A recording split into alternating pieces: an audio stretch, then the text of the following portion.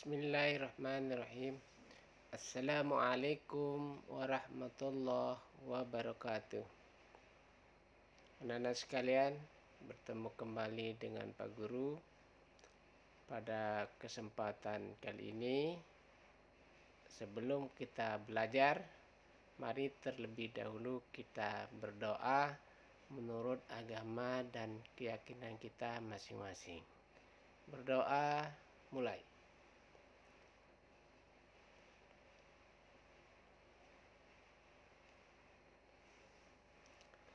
Berdoa selesai. Anak-anak sekalian, dalam kesempatan ini kita masih belajar tentang pertumbuhan dan perkembangan makhluk hidup pada subtema keempat dan pembelajaran yang keempat. Anak-anak sekalian, perkembangan tumbuhan itu digolongkan menjadi 3 bagian. Yang pertama kita kenal dengan umbi batang, kemudian yang kedua umbi lapis, dan yang ketiga adalah umbi akar. Perkembangbiakan tumbuhan juga dapat dilakukan dengan umbi. Ada umbi batang seperti tadi, ada umbi lapis, dan ada umbi akar. Kentang dan ubi jalar seperti yang ada di gambar adalah contoh tanaman yang berkembang biak dengan umbi batang.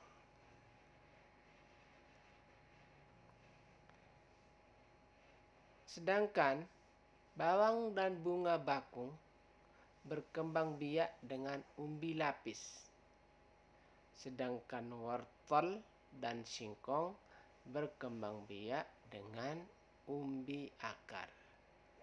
Jadi kalau kalian lihat di samping rumah, pingin pohon singkongnya menjadi banyak, berkembang biak artinya kita perbanyak, maka cukup dengan memotong pohonnya atau batangnya, lalu kita tancapkan ke tanah dan kita tanam. Nanti tidak lama kemudian umbi singkong itu dari akarnya akan tumbuh umbinya. Berikutnya anak-anak, apakah ada persamaan dan perbedaan pada tumbuhan umbi batang, umbi lapis maupun umbi akar? Ya, tentu ada. Mari kita simak penjelasan berikut ini.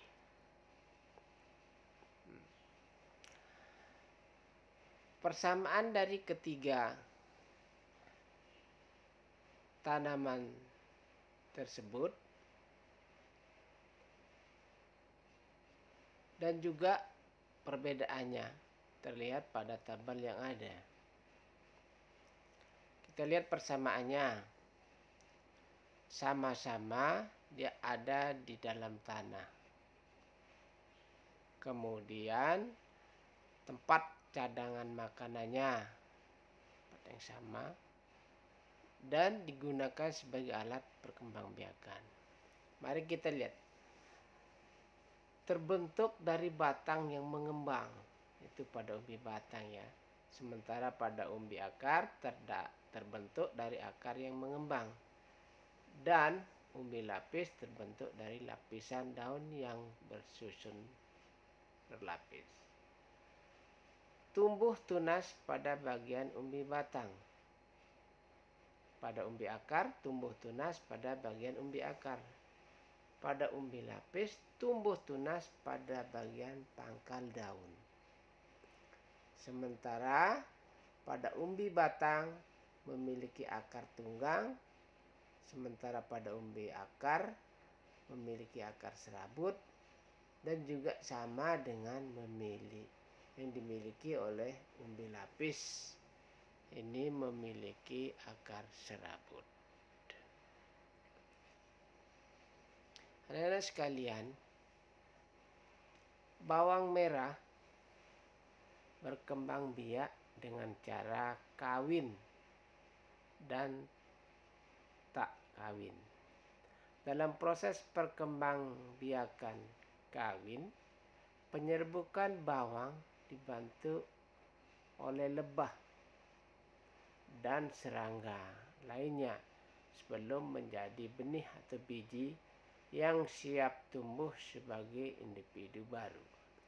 Namun proses ini memakan waktu yang lama, sehingga bawang merah sangat jarang berkembang biak dengan cara ini. Selain dengan cara kawin, bawang juga berkembang biak dengan cara tidak kawin, yaitu dengan umbi lapis. Umbi lapis adalah tumbuhan yang tunas pada sela-sela lapisan umbi. Perkembangbiakan ini menggunakan bagian tengah dari lapisan bawah. Dengan menanamnya, maka akan diperoleh individu baru dari bawang merah tersebut. Cara ini adalah cara yang paling cepat digunakan untuk memperoleh tumbuhan bawang baru karena prosesnya cukup sederhana. Anak-anak sekalian, menanam ubi batang atau singkong cukup mudah. Potong batangnya, lalu tancapkan ke tanah. Tidak lama kemudian dia akan tumbuh, tunas, dan daun dari batangnya. Ini contoh salah satu cara memperbanyak tumbuhan singkong. Anak sekalian, batang singkong yang berserakan di kebun yang tidak terpakai tadi, kita dapat gunakan sebagai alat permainan.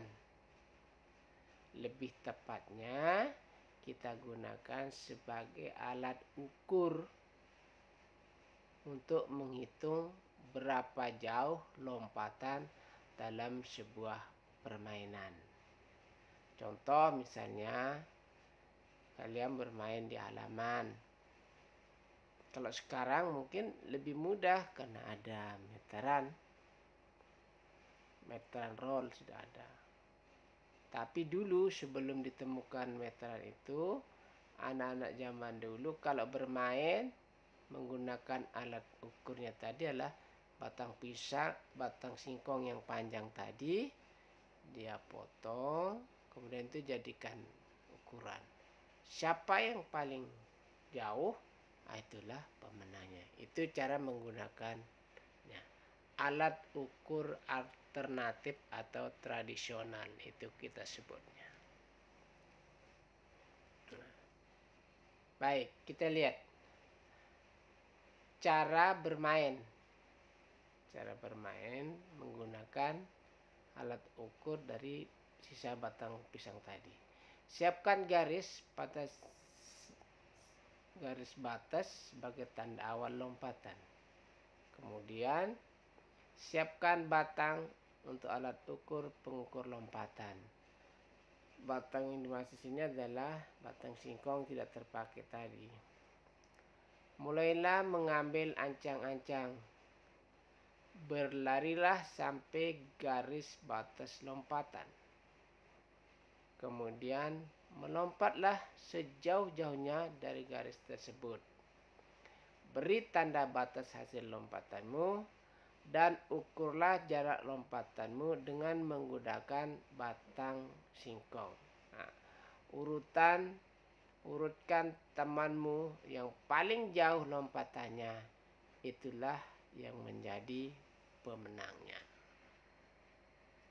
Contoh misalnya, kalau kalian bermain menggunakan alat ukur ini, jadi kalau kalian begitu melompat, terus mengukurnya dapat 1,5 dari ukuran batang kayu tadi atau batang singkong tadi. Sementara temanmu begitu lompat jauh sekali dapat 2 misalnya, maka pemenangnya itu adalah yang dapat ukuran 2 kali panjangnya batang singkong tadi. Begitu cara bermainnya anak-anak. Untuk selanjutnya anak-anak, berbagai jenis umbi-umbian ini dapat kita manfaatkan. Seperti yang tampak pada gambar, umbi-umbian merupakan makanan yang sangat digemari oleh sebagian besar penduduk Indonesia. Umbi-umbian dapat diolah menjadi berbagai makanan. Hari dan Siti dan teman-teman belajar memasak. Mereka membuat makanan dari bahan singkong, yaitu getuk. Kalian kenal getuk bukan? Ya, bahan bakunya adalah singkong. Mereka bekerja bersama-sama. Mereka membagi tugas dengan merata, sehingga semua pekerjaan dapat diselesaikan dengan baik. Bekerja sama juga membuat pekerjaan terasa lebih ringan. Nah, anak-anak sekalian, nanti jika ada waktu, ada sempat, jika kita sudah sekolahnya tatap muka, maka kita akan mencoba bagaimana membuat makanan olahan yang terbuat dari singkong seperti yang ada pada contoh-contoh tersebut. Anak-anak sekalian, demikianlah penjelasan pembelajaran kita pada hari ini, dan kita akan bertemu kembali dengan pelajaran yang berikutnya, yaitu di subtema 4 pada pembelajaran yang kelima. Tetap semangat, jangan lupa cuci tangan setelah beraktivitas dan selalu bersih. Jangan lupa berdoa selalu, semoga kegiatan kita belajar jarak jauh ini akan cepat terlampaui dan kita akan masuk kembali dengan tatap muka yang seperti biasa. Demikian anak-anak, sekian dan wassalamualaikum warahmatullahi wabarakatuh.